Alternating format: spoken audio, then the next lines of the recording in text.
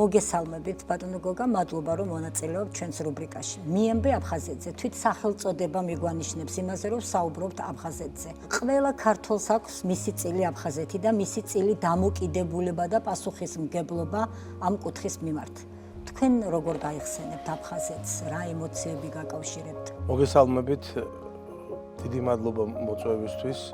დავიწყებ სწორედ თქვენს მიერ წარმოთქმული ფრაზით, ყველას თავის წილი აფხაზეთი აქვს.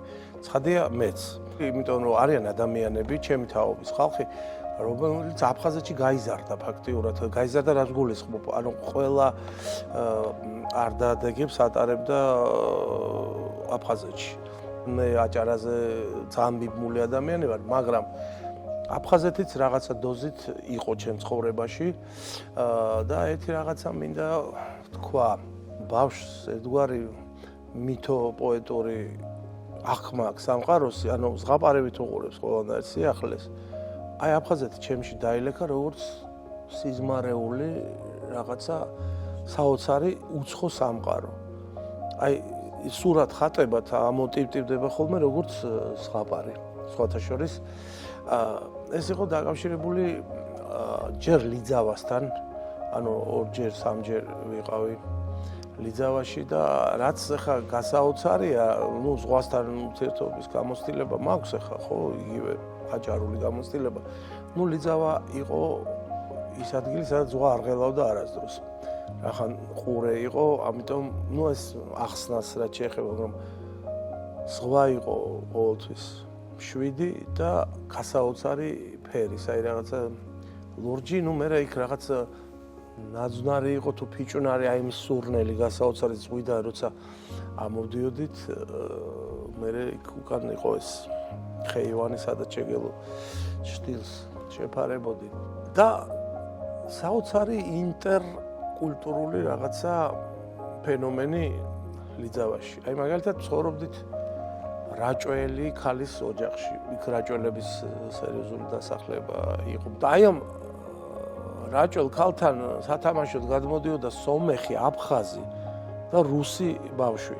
დამსვენებლები არა, ადგილობრივები და ჩვენ საუბრობდით რაღაც უცნაურ რუსულ ენაზე, ქართული, სომხური და აფხაზური შენაკადებით უცნაურ რუსულ ენაზე. საერთოდ არ არსებობდა ხა იქ განცდა, რომ ჩვენ სხვადასხვა ეთნიკური წარმომავლობისანი ვართ. მერე ერთ-ერთი ჩემი აფხაზური, უბრალოდ ლიძავური გამოცდილება არის. აფხაზების ოჯახში ცხოვრობდით, გვარიც კი მახსოვს სახლის პატრონის დარაფეი, ერქვა დარაფეი ხიჟბა. ნუ ახლა ალბათ აღარ არის ცოცხალი, მაგრამ ეს უკვე ასაკოვანი იყო. და თვითონ ეს აფხაზური პატრიარქალური ურთიერთობების სურათი იყო ნათელი. ამ დარაფეი ხიჟბას ყავდა რძლები, ისინი რაღაცა არ ელაპარაკებოდნენ, რა ქვია, მამამთილს. მე დავინტერესდი ამით და მე რაჭველმა მეზობელმა აგვიხსნა, რომ არ შეიძლება მამამთილს ელაპარაკო, სახეში უყურო და ასე შემდეგ. ანუ ეს იერარქია იყო, დაცულის დილას გადიოდა სახლიდან დარაფეი ხიჟბა ხანჯლით, ისეთი წელში მოხრილი. შორის შვილი ყავდა ამ დარაფეის, ალექსი ერქვა, ძალიან ბევრს თამაშობდით ერთად და ესეთი რაღაც შემემთხვა, ახლა გადაწყვეტე ასანთით მეთამაშა და რახან ღერს ცოტა ცეცხლი ეკიდება, მე მეგონა რომ პალმას, რომელსაც ესე გარშემოთმები აქვს, მოეკიდება ესევე ცოტა. რომ აბრიალდა ეს პალმა ატყისრიალ და გამოვარდნენ ოჯახის წევრები, ქალები, კაცები, ძლივ ჩააქრეს. იმდენად შემეშინდა, რომ ლოგინის ქვეშ შევძვერი და დავიმალე. ხო და მე გამოსვლა არ მინდოდა, იმიტომ რომ მე მეგონა რომ იქ დარაფეი ხიჟბა თავის ხანჯლით გასაოცარი ის იყო, რომ აი არანაირი პასუხი ჩემ მშობლებს არ მოთხოვეს სახლის პატრონებმა და ხა ეს პალმები არ იყო მთლად იაფიანი, ასე ვთქვათ, შენაძენეს თავის დროზე ხო დარგეს რაღაც და არა ღიმილით მეძახდნენ, მე გოგა მეხანძრეს, გოგა პაჟარნიკა ესე მეძახდნენ. სინოფი იყო ესეთი ტურბაზა ცნობილი. სხვა შეს ერთ საინტერესო მომენტი იყო, იქ წავედით რატომ? მამა ჩემს ყავდა მოსკოვში ხელმძღვანელი სადისერტაციო შრომის ხელმძღვანელი ებრაელი ადამიანი, ის იყო თავის ოჯახით ჩამოსული და ეს პრაქტიკა არსებობდა რა, რომ ასპირანტი და ხელმძღვანელი ერთად ისვენებდნენ, იმიტომ თან საუბრობდნენ, მუშაობდნენ და ის ადამიანი ალფრედ ლვოვიჩ შმელკინი და დასახლდა იქ სინოპში და ჩვენც იქ ვიყავით და 7 წლის ბავშვებს არ ქონდათ უფლება, რაღაც ესეთი წესი იყო იმ ტურბაზაში ყოფნის. და მე 7 წლის ვიყავ, 11 წლიდან იწყებოდა და ცოტა ცხოვრობდი იმისავით პარტიზანებით, ანუ არ იქა დირექტორი მოდის და ვიმალებოდი პალმების და რაღაც კოტეჯების უკან. სხვა შორის დირექტორის გვარიც მახსოვს მეშველიანი, ისეთი მაღალი ხმელი კაცი იყო. ცნობილი გივი მეშველი. კი, და მე გავიკითხე უკვე, როდესაც სოხუმის თეატრთან, ჭიდროთან ამშრომლობა დავიწყე. მაგრამ იქ ისეთი მასპინძლობა იყო და ისეთი გულშემატკივრობა და ისე შეხუმრებულები იყვნენ და ისეთი იუმორი იყო, ქართულ-რუსულ აჯაბ სანდალში ხდებოდა ესეც. რა თქმა უნდა, რომ ძნელი წარმოსადგენია, როგორ ამოდიან მე ეს მიწისქვეშა დემონები, რომელიც მე აი ესეთ კონფლიქტს და ასეთ ზისხს და შუღლს იწვევს. აი ვაგრძელებ ახლა ისევ ამ სიზმარეულ, ასე ვთქვათ, მისტიკური წარმოდგენების გახსენებას. ეს არის კიდე ახალ ათომთან დაკავშირებული. ნუ ახლა იქ რა ასაკის ადამიანს არ უნდა შეიყვანოს, ხდება მართლა სხვა სამყაროში, ხო? მე რაღაც დიდი პაუზა იყო ჩემი აფხაზეთთან ურთიერთობისა და აი სტუდენტობის დროს მომიწია ერთხელ ჩასვლა სოხუმში, აი აქ უკვე იგრძნობოდა რომ სიტუაცია არის დაძაბული. ჩავედი სხვა შორის არც თუ ისე სასიამოვნო მიზეზით ჩვენი ახლო მეგობრის იასონ ჭილაია იყო ესე თეატრალურ ინსტიტუტის სტუდენტი. მას გარდაეცვალა ცოლი. იყო კრიშნას მოძრაობის მიმდევარი. ეს კრიშნაიდები რო ვახსენებ, პირველად კრიშნაიდები ვნახე სოხუმში. აი სწორედ მისი მეუღლის დაკრძალვაზე, რახან ისინი ამ მოძრაობის წევრები იყვნენ იქ. ეხლა ამით ის თქვა მინდა, რომ სოხუმი არ იყო ჩაკეტილი ქალაქი, რაღაცა დაუშვათ რეგიონალური ქალაქი, არამედ სადაც არის ზღვა, იქ არის ღიაობა. ვზნობდი, რომ ეს არ არის ტიპიური საბჭოთა ქალაქი. რომ აქ შემოდინდება რაღაც ისეთი, რაზეც სწორება აქვს ყველას. ეს ინტერკულტურულობა თავის მხრივ არის უნიკალური რაღაცა მოცემულობა, რომელიც სხვაგან არსად არ არის და არ გამეორდება. აი ამ სურნელს ახლა ვისაც ეს შეუგრძნია, ხომ? ნუ ვერაძოს ვერ დაივიწყებს და იქნება ამაზე მიბმული ცხადია. აი მე მოხდა ისე რომ ბატონმა დიმიტრი ჯაიანმა სოხუმის თეატრში შეუმთავაზა სპექტაკლის დადგმა. მაშინ მე თებურჩხეიძის შემოქმედებით სახელოსნოში ვიყავი. მე გავუშვათ იდეა, რომ გამსახურდიას მიხედვით გამაკეთებინონ სპექტაკლი.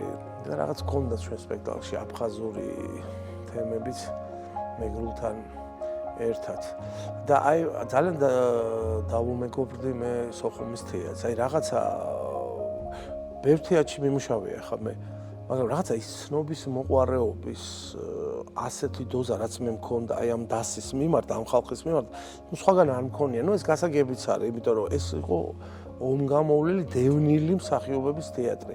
თითქოს ხუმრობდნენ რეპეტიციებზე ყველაფერი, მაგრამ აი ამის მიღება სულ იყო რაღაც სერიოზული დარდი, იმისა რომ ახლა მე ვლაპარაკობ ასეთი გრძნობით რიწის ტბაზე და ფიჭვის სურნელზე და ევკალიპტის და ინტერკულტურულ რაღაც ახლა თქვენ წარმოიდგინეთ ვინც იქ დაიბადა და გაიზარდა, მათ დაკარგეს ყველაზე მნიშვნელოვანი რაც იყო მათ ცხოვრებაში. ნუ მე ამას კიდე ორი სპექტაკლი მოყვა. მესამე სპექტაკლის ისტორია რითი არის ახლა მე გეტყვით აფხაზეთთან დაკავშირებული. გაგიკვირდებათ და ეს ბრაზილიელი მწერლის მოთხრობა იყო ჟორჟი ამადუს. კინკასი წყალია ოხერის უსნაური გარდაცვალება ესე ერქვა. როცა სოხუმის თეატრმა მაშინ უკვე მერაბ ბრეკაშვილი იყო ხელმძღვანელი, შემომთავაზა რომ ხوار დადგამდე ჩვენთან რაღაცას და მე დავიწყე ფიქრი რომ რაღაც სოხუმის თეატრისთვის ადეკვატური ყოფილიყო და აი ჩემი სოხუმური ლიძავური მოგონებებით, იმიტომ ბრაზილიაში მე არ ყოფილვარ, ცოტა ბათუმურიც მეხმარებოდა, ავაგეთ შევქმნით სამყარო, ატმოსფერო ისეთი რომ მე პირადად ზღვის სუნი მცემდა რეპეტიციებზე. აი აქაც რაღაცა კლავაც რაღაც აფხაზეთთან შევედი ალიანსში ბრაზილიური მოთხრობითაც კი. და ბოლოს იყო კიდევ ქალბატონი ლიანა. აი ბოლოს იყო ქალბატონი ლიანა მიქაშავითის ეს წიგნის პრეზენტაცია, რომელიც მოდი ვთქვათ, რომ სპექტაკლი უფრო გამოვიდა, ვიდრე არა ჩვეულებრივი საღამო შედგა. პრეზენტაცია, იმიტომ რომ ხაც ყველანი ძალიან გულით მოვეკიდეთ. წიგნი არის ერთ ამოსუნთქვაზე წასაკითხი დახუნძლული სწორედ აი ამ სოხუმის და აფხაზეთის ისტორიებით. მე არ ვიცი მაყურებელს რა სიამოვნება მეანიჭა იმ საღამომ ასე ვთქვათ, მაგრამ წიგნმა მე ისევ და ისევ დამაბრუნა იმ სიზმარეულ აფხაზეთის სამყაროში, რომელიც აი მომყვება დღემდე და ძალიან ბევრჯერ სხვათა შორის წარმოვიდგინე როგორი მარტო იმიტომ კი არა რომ ქვეყნის გამთლიანება და ასე შემდეგ. აი ის რო შევიგზნო, რაც ბავშვობაში დავიწყე და ვეღარ გავაგრძელე, აი დიდი სიამოვნებით ჩავიდოდი სოხუმში, რა ვიცი, გაგრაშილი ძავაში ყველგან. და დიდი სიამოვნებით სპექტაკლს დავდგამდი სოხუმის ქართულ თეატრში, აფხაზეთის ტერიტორიაზე. აი ამ უნიკალური ფენომენის, რასაც აფხაზეთი ქვია, თავიდან შესაგზნობად და თავიდან მოსაფერებლად. როგორ წარმოგიდგენიათ მაინც გზა აფხაზეთისკენ ძალიან გულისტკევილით გაიხსენეთ ის მნიშვნელოვანი ისტორიები, თუმცა ფაქტია და რეალობა ისაა, რომ დღეს დროებით მოწყვეტილია აფხაზეთი თანახმად საქართველოს. თემა არის კომპლექსური, ძალიან რთული. ვინ რა დააშავა, მაგის ძიებას თვითონ პრობლემის არსი უნდა იქნეს ალბათ ამოხსნილი და ეს ჭკვიანი კაცების საკეთებელია. ემოციის და რაღაცა კლიშირებული რაღაცა ფრაზებით და პათოსით აუდიტორიის ტაშის მისაღებად მაგას ეს არ უშველის. ამას უნდა სერიოზული შრომა ალბათ. და რა სამშვიდობო გზავნილს გააგზავნით აფხაზეთში? აი მე მათ ეს რაღაცას ვეთყოდი, რომ მე ძალიან მიყვარს ქართული ფოლკლორი. ნუ ბავშვობიდან მიყვარს. ნუ რაღაც ეს ერთგვარი ბიოლოგიური კავშირია ჩემი, იმიტომ რომ ამ კულტურის შვილი ვარ. აი დაახლოებით იგივე მოძრაობა სისხლის და გულის ცემის თუ დაბურძგულას რო ეძახიან და მე გულად ბურძგუნია ქვია მგონი, მაქვს ზუსტად აფხაზური სიმღერის მოსმენისას. აი როცა ესეთი ინტერესი არსებობს შენის მიმართ ჩემგან, მე მგონი მან პოლიტიკის, ეთნოშუღლის და რაღაცის მიღმა უნდა გავიდეთ და უფრო მაღალ მატერიებში და უფრო მაღალ რეგისტრში ურთიერთობისა შევძლოთ ერთმანეთისთვის ეთიორი სიტყვის თქმა.